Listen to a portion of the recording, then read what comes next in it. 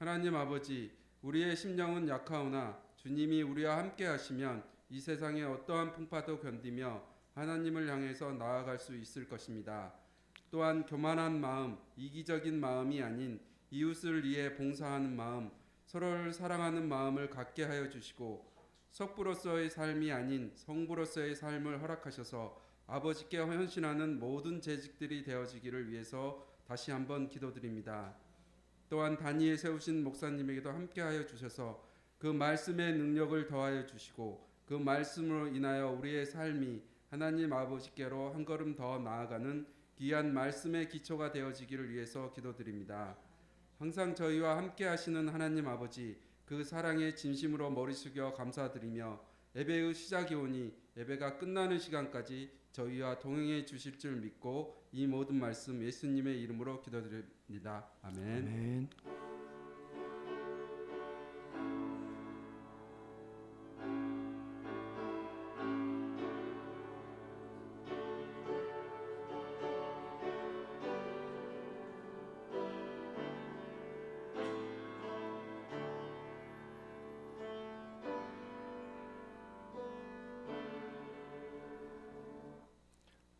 교직회 부석이신 최경자 원사님 나오셔서 성경을 봉독해 드리겠습니다.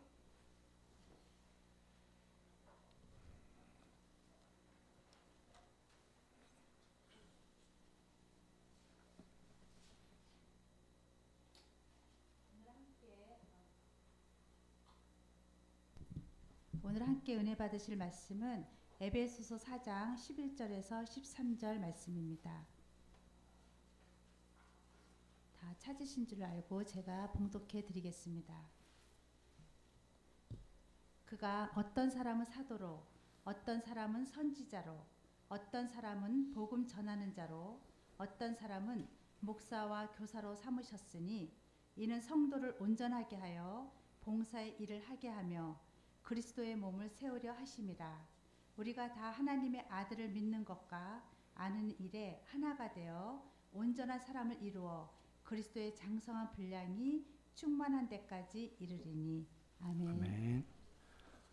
김명진 목사님 나오셔서 분량대로 주신 은혜라는 말씀으로 말씀을 전해주겠습니다.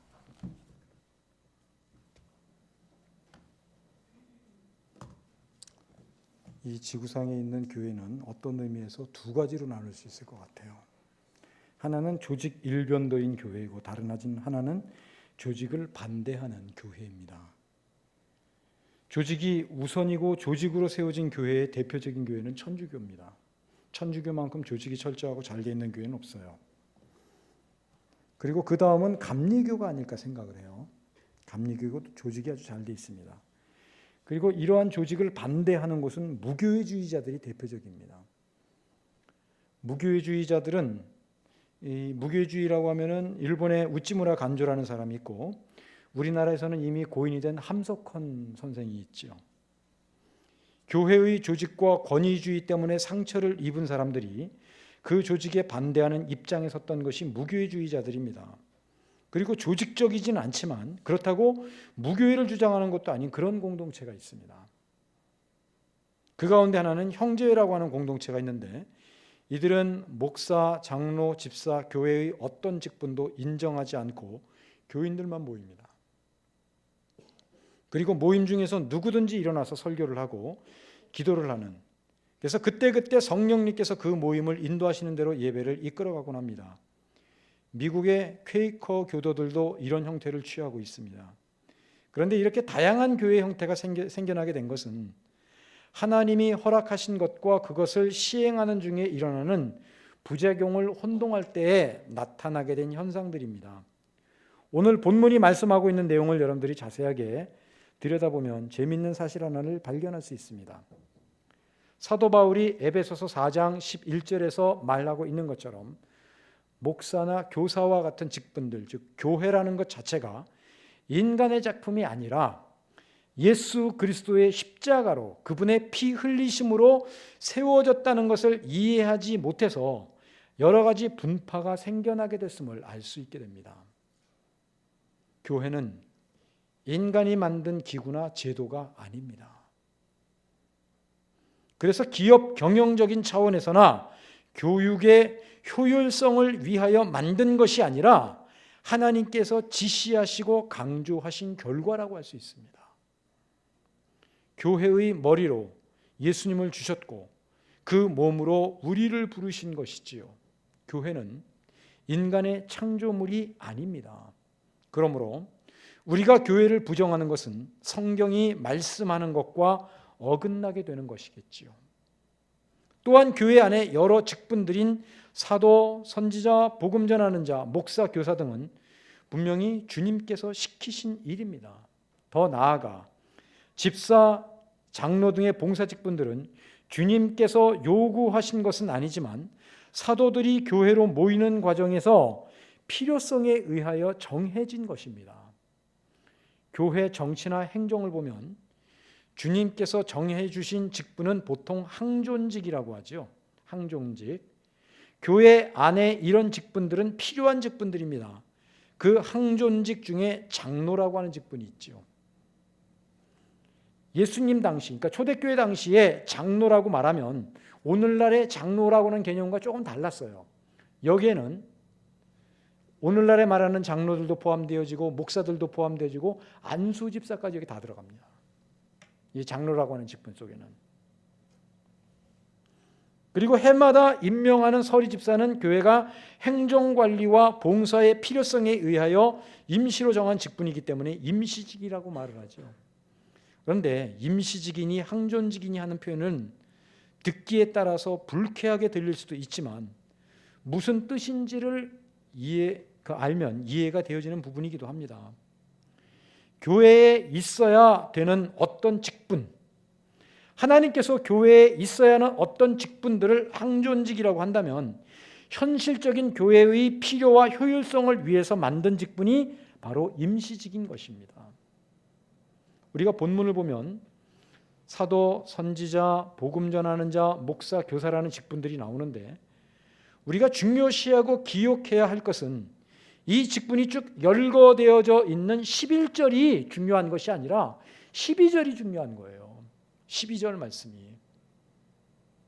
이 직분으로 인하여 직분자들 자신이 점점점 다른 사람들 사이에서 빛나라고 주신 것이 아니라 교회라고 하는 공동체 안에서 함께 믿음의 생활을 하는, 그래서 서로를 세워주고 서로를 온전하게 하기 위한 목적으로 이러한 직분자들이 세워졌다는 것입니다. 오직 우리들이 관심을 가져야 할 것은 교회를 구성하고 있는 우리 성도들이, 직분자들이 정말 영적으로 성장하고 성숙하는데 도움이 되느냐 되지 못하느냐는 문제가 중요한 것이 되겠죠.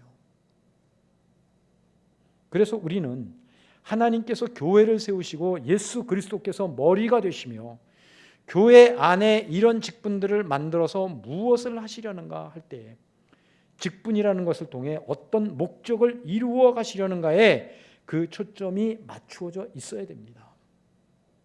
이 직분자들로 인하여 공동체 안에 어떤 유익이 있으며 어떤 계획을 갖고 계신지를 알아감으로써 교회라는 공동체, 함께 모인다는 것, 한 교회에서 어떤 직분을 맡는다는 것이 도대체 어떤 의미를 갖느냐는 것을 분명히 하시고자 하는 것에 집중해야 될 것입니다. 그동안은 교회의 성직권을 강조하는 것이 1차적으로 문제가 되어 왔었습니다. 말하자면 그런 문제에 있어서는 천주교식이나 감리교식으로 교회 안에 어떤 신령한 일의 집행권을 성직자들만이 혼자 가지는 것으로 되어서 상식 이하의 일이 생겨도 평신도 입장에서는 전혀 말을 할 수 없는 그런 부분에 대한 불만이 컸었습니다. 그리고 성직자들은 자신들의 권위를 놓지 않으려고 신성 불가침이라고 하는 주장을 펴기도 했었지요. 그런데 문제는 이것입니다. 성직자들이 중요한 일을 맡았다는 것과 그가 중요한 사람이라는 것이 혼동되어서 생겨난 모습이라는 것입니다. 맡은 일이 중요한 것과 그 사람이 중요한 사람이라는 것은 사실 다른 문제이고 부분입니다. 교회 안에 직분자들을 세운 것은 그 직분을 통하여 하나님이 어떤 일을 하시고 싶으시기 때문입니다.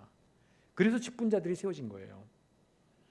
목사나 집사를 세우시고 어떤 봉사를 하게 하신 것은 하나님이 계획하신 일을 질서와 규모 있게 하시려고 그런 것입니다. 왜냐하면 인간은 질서나 규모가 없어서 최선으로 판단된 상식이나 기준이 주어지지 않으면 혼란을 가져오게 되기 때문입니다. 하나님은 목사가 있어야 할 일을 하고 집사가 있어야 할 일을 하실 만큼 손발도 없고 능력도 없는 분이 아니라는 사실을 우리가 잘 알고 있지 않습니까? 우리가 이 사실을 알고 있다면 교회 안에서 어떤 직분을 가진 사람이 제일 중요하다고 말을 하면 안 된다는 것이지요. 자기가 맡은 일은 중요합니다. 그러나 자기에게 맡겨진 그 일 때문에 자기도 드러나게 되는 것이지 어떻게 자기 하나 때문에 교회의 일이 좌지우지되겠어요. 그렇게 되어져서는 안 돼요. 그런 의미에서 우리는 사도 바울이 고린도전서 3장 9절에서 우리는 하나님의 동역자들이요 너희는 하나님의 밭이요 하나님의 집이니라 라는 말씀을 고백한 사실을 기억해야 됩니다. 집을 짓고 밭을 일구기 위하여 일꾼을 부르신 것입니다. 우리가 하나님의 동역자로 불려진다는 것은 우리가 강하기 때문이 아니라 우리는 그냥 값을 주고 부르신 일꾼이고 우리 자신이 하나님의 궁극적인 목표이기 때문에 그런 것입니다.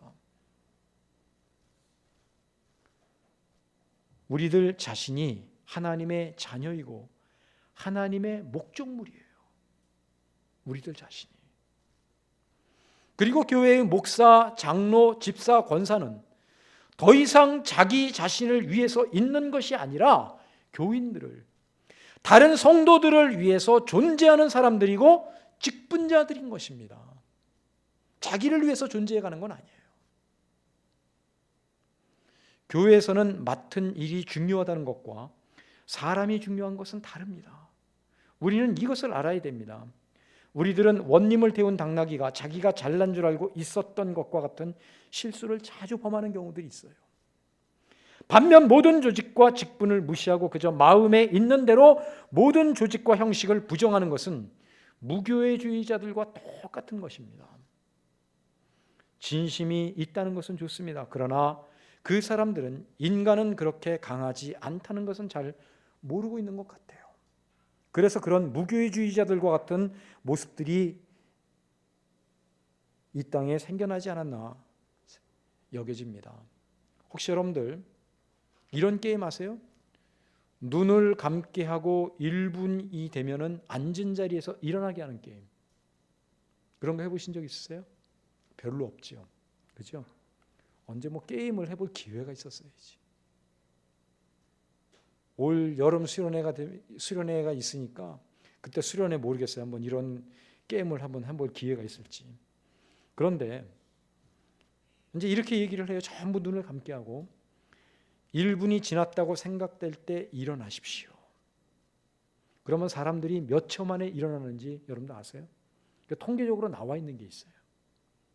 대개의 경우 10초 만에 일어난다. 10초를 전후로 해서 굉장히 빨리 일어나죠. 사람을 고문할 때 가장 심한 고문 가운데 하나가 시간 개념을 빼앗는 거라 그래요. 독방에 집어넣고 빛이 들어오지 않게 한 뒤에 식사를 시간에 맞춰서 주는 게 아니라 아무 때나 주는 거예요. 그러면 하루가 지났는지 1시간이 지났는지 전혀 구별을 할 수 없게 됩니다. 해가 진다든지 뜬다든지 하는 개념도 없어지게 됩니다. 시간을 가늠해 볼 수 있는 것이 아무것도 없게 되면 그 사람은 미치게 돼요. 그렇게 인간은 아무것도 아닌 존재들입니다. 하나님께서 여러 직분을 세우신 것은 교회 안에서 그렇게 하는 것이 필요했기 때문에 그런 거예요. 우리는 이것을 겸손하게 인정할 수 있어야 됩니다. 최초의 집사들이 교회에 세워질 때의 상황을 여러분들이 한번 생각해 보십시오. 그 당시에 사도들이 주로 했어야 될 일은 전도와 기도하는 일이죠. 말씀을 전하는 것과 하나님 앞에 기도하는 게 주된 가장 중요한 그들의 사명이었어요. 그런데 성도들이 자꾸 늘어나고 가난한 성도들이 생기게 되니까 그들이 구제 문제까지 신경을 쓰게 됩니다. 문제는 그러다 보니까 일이 많아지다 보니까 이것도 아니고 이것들 하는 것도 아니고 저것을 하는 것도 아니고 그게 나타난 결과가 뭐예요? 헬라파 유대인들과 히브리파 유대인들 그 과부들이 누가 더 많이 구제를 받았느냐 받지 않았느냐 가지고 싸움이 생기게 되죠. 다툼이 생기고 갈등이 생기고 교회 안에 분란이 일어나기 시작했어요. 결국 사도들은 이 구제 사업을 제대로 잘 감당할 수 있는, 공평하게 처리할 수 있는 7명의 집사들을 따로 세워서 분담하고 그 일을 나눔으로써 하나님의 사역을 보다 효과적으로 할 수 있었음을 우리는 사도행전을 통해서 읽을 수 있습니다. 분명히 예수님이 집사 세우라고 얘기 안 하셨어요. 그렇죠? 그런데 교회가 현실적으로 닥친 그 상황들을 잘 효과적으로 처리해 가려다 보니까 그런 직분자들을 세워가야 할 필요성들이 느껴진 거예요. 그래서 교회 안에서는 직분자들이 하나씩 둘씩 그렇게 생겨나기 시작한 것입니다. 교회는 예수 그리스도께서 머리가 되시고 우리를 각 지체로 부르신 곳입니다. 이 사실은 매우 중요한 부분이에요. 우리를 각 지체로 부르셨고 교회 안에서 두드러져 보이는 어떤 직분 이외에도 한 지체로서 기능을 담당하라고 부르신 것입니다. 다른 의미로 보자면 교회에서 뜻밖에도 말씀을 맡은 사람들, 곧 사도나 선지자나 목사나 교사는 그 일을 위해서 부른, 말하자면 일종의 가정교사고, 여러분들은 그리스도를 머리로 하는 실체적인 몸입니다. 그래서 목사는 여러분들이 건강한 몸으로 지체로 자라갈 수 있도록 돕는 배필과 같은 역할을 해야 되는 사람이 목사예요. 돕는 배필. 우리 성도님들을 지체로서의 충실하고 정확한 위치에 서게 하며 책임을 완수하도록 부르신 종이 목사입니다. 그러니까 정말 필요하고 정말 중요한 사람은 바로 여러분들인 거예요. 여러분들. 목사와 장로가 교회를 이루는 것이 아닙니다. 교회를 불러 모으신, 그래서 하나님께서 피로 값을 주고 사신 성도 여러분들이 교회라는 이름을 갖고 힘을 가져야 되는 거예요. 그러니까 목사는 그런 성도님들이 잘 자라갈 수 있도록 하나님이 원하시는 건강한 지체들이 되도록 돕고 서로 협력하게 하고 서로 사랑하게 하는, 영적으로 자기 수준과 위치를 잘 파악할 수 있도록 도와주고 성숙시켜 나갈 때 유능한 목사요 지도자가 될 수 있는 겁니다. 목사가 똑똑하고 공부를 많이 했고 인격이 뛰어날 때 유능한 목사가 되는 게 아닙니다. 그러나 오늘날의 교회는 그 교회의 목사가 누구냐로 점수가 매겨지게 되지요. 무슨 교회 어느 목사가 성도를 얼마나 불러 모았는가, 그 목사가 얼마나 설교를 잘하는가를 봅니다. 물론 그런 부분들이 중요해요. 그런데 그 결과로 성도들은 유명한 학원 강사 밑으로 우르르 몰려드는 수강생과 같은 모습이 되고 말았잖아요. 오늘날 교회가. 어떤 면에서는 그만큼 교회가 실패한 것이라고도 이야기할 수 있는 거예요. 그런데 우리가 모르는 것이 있습니다. 목사가 최소한 돈 문제, 명예 문제, 여자 문제에서 깨끗하고 그저 설교만 잘하면 된다고 생각하는데 그것으로 다는 아니라는 것입니다. 우리 교회들이 너무 상식 이하의 모습을 자주 보이는 바람에 적극적인 면에서 하지 않는, 단지 실패하지 않는 것만으로도 박수를 치는 그런 형편에 이르게 됐다는 사실입니다. 교회란 오늘 본문 말씀대로 하자면 이렇습니다. 에베소서 4장 7절 말씀을 보면 우리 각 사람에게 그리스도의 선물의 분량대로 은혜를 주셨나니 그렇게 말합니다. 또 오늘 본문 11절을 보면 그가라는 단어가 나오는데 이어서 친이라는 말이 거기 빠져 있어요. 친이. 헬라 원문에는 친이라고 하는 단어가 있습니다.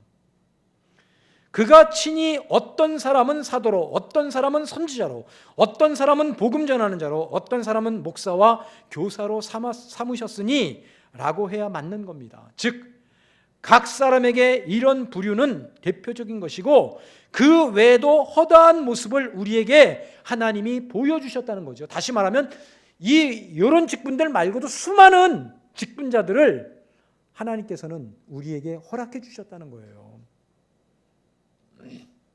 한동안 의학계에서 맹장이 필요 없다고 말함으로써 맹장은 필요 없는 장기라는 인식이 깊게 깔려 있죠. 그렇죠? 그래서 개복 수술을 할 경우가 생기면 멀쩡한 맹장을 일부러 잘라내는 그런 모습들이 과거에 있었잖아요. 하지만 지금은 일부러 맹장을 잘라내진 않습니다. 왜 그런 줄 아세요? 맹장도 나름대로의 기능이 있다는 사실들이 밝혀졌기 때문에 그래요. 또 편도선도 잘 붙기 때문에 그 편도선 때문에 겨울만 되면 환절기만 되면 고통스러움을 느끼는 사람들이 많이 있습니다. 그래서 그런 고통을 받지 않으려고 기회가 있으면 일부러 편도선을 제거하는 수술을 하기도 했습니다. 그러나 이 모든 것이 하나님의 작품이고 창조물이라면 이야기는 달라지게 되는 거예요. 우리 몸 중에는 그 기능을 제대로 알지 못하는 것이 굉장히 많이 있어요. 왜 있는지 모르는 것.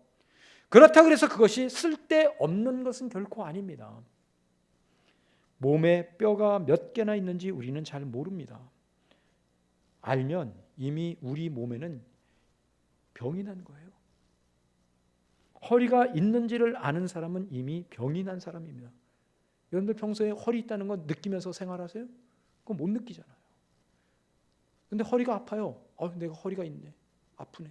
그건 병난 거예요. 그거는. 손이 자꾸 이 목 뒤로 간다면 조심하셔야 돼요. 그것은 목이 건강하지 못하다는 증거입니다. 있는 줄 모르고 무심한 것, 그것이 건강한 거예요. 그것이. 사랑니가 있다는 것을 언제 알까요? 썩어서 아플 때. 그때 사랑니 뽑잖아요. 교회의 성도들이 있는 것 중에 하나는 어떤 교회에서든지 하나님의 놀라우신 부르심으로 출석을 하고 있으면서도 각자에게 분명하게 부여된 어떤 기능이 있다는 사실을 잘 모른다는 것이에요. 어떤 기능은 두드러지거나 어떤 기능은 잘 드러나지 않습니다. 오늘 본문에서 보자면 말하는 것, 곧 목사가 하는 일이 굉장히 두드러져 보이는 것처럼 보입니다. 목사란 어떤 의미에서 말쟁이에 불과할지도 몰라요. 말로 여러분들에게 진리에 이르는 지식을 전해주고 약속으로 가르치고 훈계하는 일을 해서 여러분들이 그릇된 길로 가는 것을 막거나 돌이키게 해서 풍성한 삶을 살도록 돕지요. 우리 성도님들은 그런 의미에서 각자 저마다의 위치와 기능과 책임이 있는 거예요. 그 다음에 우리가 확인해야 할 것은 교회 안에 얼마나 많은 기능들이 필요한가를 깨닫는 것입니다. 내가 교회 안의 어떤 주체로 부름을 받았는가 하는 것을 하나님 앞에서 확인해야 된다는 거예요. 이것이 필요합니다. 힘이 되는 일을 한다는 것 같이 필요한 것은 없습니다. 여러분, 우리 몸에서 가장 필요한 것이 있다면 무엇이라고 생각하십니까? 우리 몸에서, 우리 육신의 몸에서 필요한 것. 뼈와 살, 피와 신경, 이 넷 중에서 가장 필요한 것이 무엇일까요? 그런데 문제는 그중 어느 것이 가장 필요하다, 가장 중요하다고 말할 수 없다는 거지요. 어느 것이 고장이 났느냐에 따라서 중요성이 달라지기 때문입니다. 만약 우리 몸이 뼈와 살, 피와 신경 4개로만 사람의 모양을 갖췄다면 어떻게 보일까요? 뼈에 신경과 핏줄이 얽혀 있습니다. 여기에 근육이 붙습니다. 생명이 공급되고 명령이 전달되도록 근육이 붙어 있지 못하면 움직이지 못하지요. 근육까지만 붙어 있어도 안 돼요. 근육 위에 뭐가 있어야 돼요? 피부가 덮여 있어야 됩니다. 굳이 따지자면 생명에 직접 필요한 것이 아닌 것 같으면서도 가장 중요한 것은 피부입니다. 피부. 우리 모두 아침마다 1시간 이상에 걸쳐서 치장을 하는 것이 피부지요. 그렇죠? 그나마 전체도 아닌 일부분, 가장 기능이 적은 곳을 가장 많이 손질합니다. 그런데 교회도 그래요. 교회도 덜 귀한 것을 중히 여긴다고 고린도전서 12장의 사도 바울이 분명히 말합니다. 여기에 교회에서 두드러지게 대접을 받는 것이 가장 귀중한 것이거나 소중한 것이 아니라고 분명히 못을 받고 있습니다. 결국 우리는 누구의 박수를 받고 싶은 것인가 하는 것이지요. 우리는 사람의 박수를 받고 싶어 합니다. 마태복음 6장에서 그 부분에 대해서 이렇게 말씀합니다. 사람에게 보이려고 그들 앞에서 너희의 의를 행하지 않도록 주의하라. 그리하지 아니하면 하늘에 계신 너희 아버지께 상을 받지 못하느니라. 사람에게 보이느냐 하나님께 보이느냐의 싸움은 결국 영적인 분별력에 관한 싸움이 됩니다. 교회란 그런 의미에서 영적인 분별력으로 깨우치며 훈련시키는 장소가 되어야 되고, 십자가를 지는 것, 죽는 것, 하나님 앞에서의 헌신과 섬김으로 자기 훈련을 앞에 놓고 최선을 다해야 하는 곳입니다. 교회가 흔들리는 것은 사람 앞에 칭찬을 받는 것과 보이는 것에 대한 입김이 강해질 때입니다.